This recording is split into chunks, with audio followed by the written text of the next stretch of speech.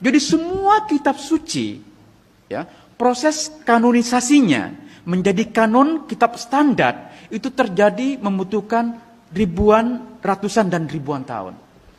Nah, apakah Al-Quran itu suatu pengecualian? Seberapa yakin kita bahwa Al-Quran teksnya sudah fix seperti yang kita lihat sekarang itu pada periode Abu Bakar dan Utsman bin Affan. Kita sangat meyakini memang bahwa kitab Al-Quran yang sampai kepada kita sekarang itu diproduksi pada periode Utsman bin Affan.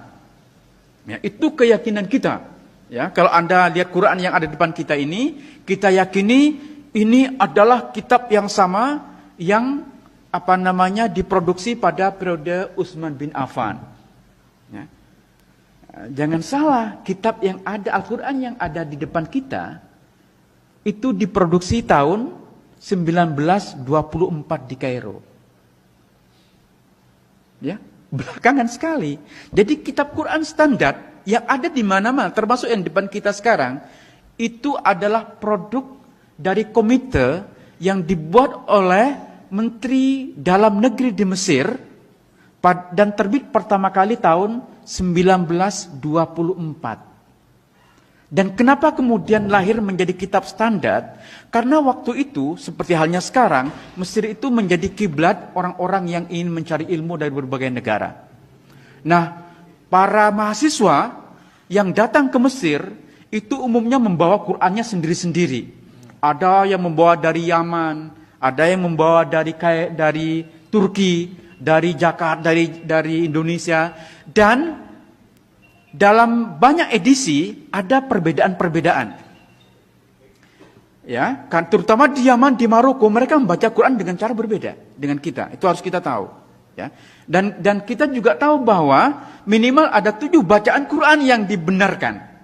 Jadi ketika Al-Quran versi tertentu dari yang diterbitkan oleh satu negara berbeda, bukan salah. Karena mereka menuliskan itu sesuai dengan bacaan yang mereka ikuti. Bacaan yang umumnya diikuti oleh kita di Indonesia itu bacaan Asim. Ya. Nah, di negara-negara lain mereka menggunakan bacaan yang berbeda. Nah, ini bagi pemerintah Mesir dikhawatirkan akan membingungkan ketika mahasiswa dari berbagai negara itu membawa Qur'annya dengan versi yang berbeda-beda. Maka kemudian dibentuklah satu komite untuk menyatukan versi Al-Quran.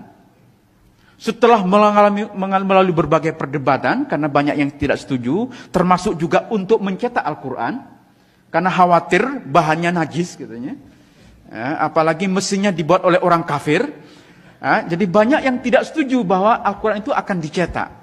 Tetapi walaupun ada banyak penolakan, komite yang dibentuk oleh Kementerian Dalam Negeri di Mesir berhasil menerbitkan pertama kali tahun 1924. Karena sokongan rial Saudi Arabia yang luar biasa, maka kemudian dengan sponsor uang Saudi, Al-Quran yang diterbitkan tahun 24 itulah yang kemudian disebar ke seluruh dunia, termasuk yang kita miliki di Indonesia sekarang. Jadi Al-Quran standar yang kita miliki itu produk tahun 1924.